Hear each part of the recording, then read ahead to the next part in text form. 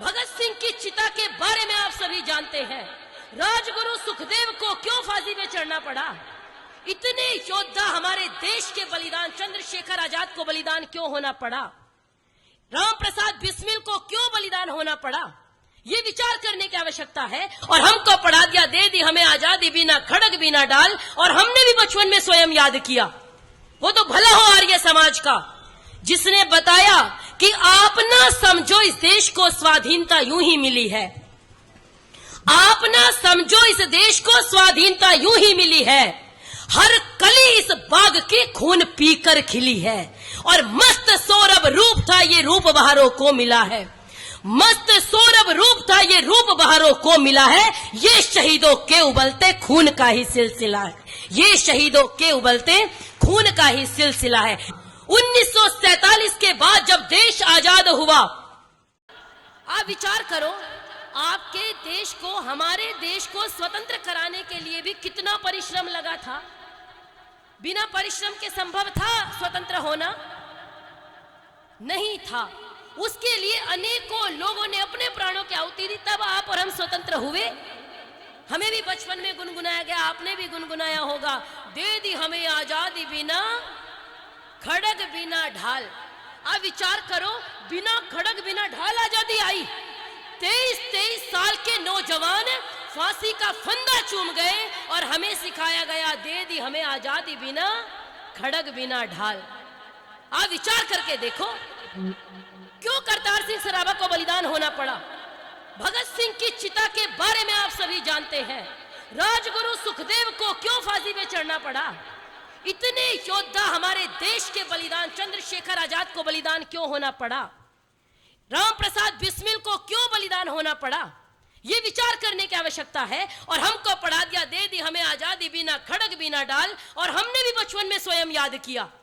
वो तो भला हो आर्य समाज का, जिसने बताया कि आप ना समझो इस देश को स्वाधीनता यूं ही मिली है, आप ना समझो इस देश को स्वाधीनता यूं ही मिली है, हर कली इस बाग के खून पीकर खिली है, और मस्त सौरभ रूप था ये रूप बहारों को मिला है, मस्त सौरभ रूप था ये रूप बहारों को मिला है, ये शहीदों के उबलते खून का ही सिलसिला है, ये शहीदों के उबलते खून का ही सिलसिला है। ऐसे आजादी पाई है, ऐसे स्वतंत्रता पाई है। करना क्या चाहिए था?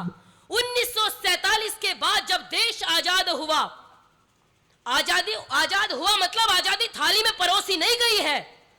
जब उनको लगा कि कान पकड़ के अब बाहर निकालने वाले लोग आ गए हैं, तो उन्होंने कहा, भाई नमस्कार, अब तुम्हारी दाल यहां नहीं गलेगी।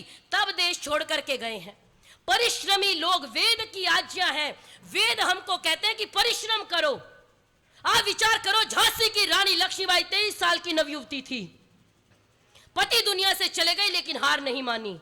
रानी चेन्नम्मा का नाम आपने सुना होगा, रानी दुर्गावती का नाम आपने सुना होगा, झलकारी बाई का नाम आपने सुना होगा। आप मुझे बताइए, अगर परिश्रम ना किए होते तो क्या आज आप और हम स्वतंत्र होते? आप विचार करके देखिए, कितने लोगों ने अपने प्राणों की आहुति दी। आज हम भगत सिंह को जब पढ़ते हैं, एक पुस्तक में उनके पढ़ते हुए आ रही थी, भगत सिंह और उनके मृत्युंजय पुरखे। जब ये पुस्तक मैंने पढ़ी, आज कुछ लोग कहते हैं भगत सिंह वामपंथी थे, कुछ लोग कहते हैं भगत सिंह देशभक्त थे, कुछ लोग कहते हैं भगत सिंह हमारे थे, कुछ कहते हैं हमारे थे। हम उनका आदर इसलिए नहीं करते वो वामपंथी थे, आर्य समाजी थे। हम इसलिए आदर करते हैं क्योंकि उन्होंने देश की स्वतंत्रता में अपना योगदान दिया। आप उनके पत्र पढ़ के देखिए, उन्होंने कहा, जब मैं बहुत छोटा था, अपने पिता को पत्र लिखते हैं, जब मैं बहुत छोटा था तो मेरे दादा ने मुझे गोदी में लेके यज्ञोपवीत संस्कार के समय, जो कहते हैं ना भगत सिंह वामपंथी थे, ये थे वो थे, मैं कहती हूं स्वाध्याय करो। अभी संचालक महोदय कह रहे थे स्वाध्याय नहीं करते। उन्होंने कहा कि यज्ञोपवीत संस्कार के समय मेरे दादा ने मुझे गोदी में लेके कहा था, मैं इस पुत्र को भारत मां को अर्पित करता हूं। तो पिताजी आप समझिए कि मैं बलिदान इसीलिए होने जा रहा हूं क्योंकि मुझे बचपन में अर्पित कर दिया गया। ये भगत सिंह के पत्र के विचार उनके लिखी हुई राइटिंग में है। हम सब पढ़ते हैं उन किताबों को। परिश्रम का आदर किया उन्होंने, पुरुषार्थ किया। आप विचार करो, मेरे पिता या आपके पिता, आपके दादा आपको जिस भावना के साथ विरासत को सौंप करके जाए, उस विरासत को उसी सम्मान के साथ आप नहीं बढ़ाते तो आप अच्छे पुत्र हैं या नालायक पुत्र हैं। आप विचार कीजिए, उन्होंने कितना परिश्रम करा। ऐसे आजादी नहीं मिली है, लड़ के आजादी मिली है। और उन्होंने कहा हमने तो आजादी दे दी, इस देश को रखना मेरे बच्चों संभाल के। यही कहा था ना। आप विचार करो, हमको कितना परिश्रम करना चाहिए था, कितनी मेहनत करनी चाहिए थी। क्या वो हमारे खून में मेहनत है? आप प्रत्येक बंदे बैठे, आप विचार करो, मन में मैं पूछूंगी नहीं, हमारे मन में श्रम का आदर नहीं है, ये चाहे कितना भी कह ले। हम सभी को शिक्षा प्राप्त करनी है। क्यों करनी है? क्योंकि एक सरकारी नौकरी मिल जाए, इसलिए करनी है। सरकारी नौकरी क्यों चाहिए भाई? आपके मन में बहुत ज्यादा देश के लिए भावनाएं हैं। अजी ना, सरकारी में आनंद है, बैठे हुए पूरी जिंदगी सिक्योर हो जाएगी, सरकारी से अच्छा क्या है? ये भावनाएं आप विचार करो, जिस देश के नौजवानों में ये भावना आ जाए, वो देश गुलाम नहीं होगा तो क्या होगा? आदर करना चाहिए परिश्रम का। हम किसी को पूछे, अजी आपके बेटा पुलिस में लग गया, क्या सैलरी है? तो क्या कहेंगे? सैलरी तो 40,000 है, लेकिन ऊपर का बढ़िया हो जाता है, कोई दिक्कत की बात नहीं है। ये ऊपर का जब तक हमारे लिए गर्व रहेगा ना, तब तक समस्या है। जब तक ये ऊपर की कमाई हमको लगेगा ये तो मेरी कमाई है, मेरा अधिकार है, तब तक हम आर्य नहीं हो सकते, तब तक हम सनातनी नहीं हो सकते। ये याद रखिएगा। हमको ये जो भ्रष्टाचार दिमाग में घुसा दिया गया, याद रखिए, शरीर गुलाम हो जाए तो लड़ लोगे, कोई दिक्कत नहीं आएगी। 1000 साल लगभग गुलाम रहे हैं, लेकिन लड़े, संघर्ष करते रहे, गुलामी मन से स्वीकार नहीं की। लेकिन सबसे बुरी होती है मानसिक गुलामी। अगर आप मानसिक गुलामी को स्वीकार कर लो, और मैं समझती हूं इसको मानसिक गुलामी कहते हैं, जब आप चोरी को सम्मान से बताने लग जाए। अजी लड़का छुट्टी आ रहा है, छुट्टी नहीं आ रहा जी, बस आजकल ऐसी है, यही पोस्टिंग है तो घर ही आ जाता है, यही रहता है, अपना फोन आया तो चला गया। ये श्रम नहीं है।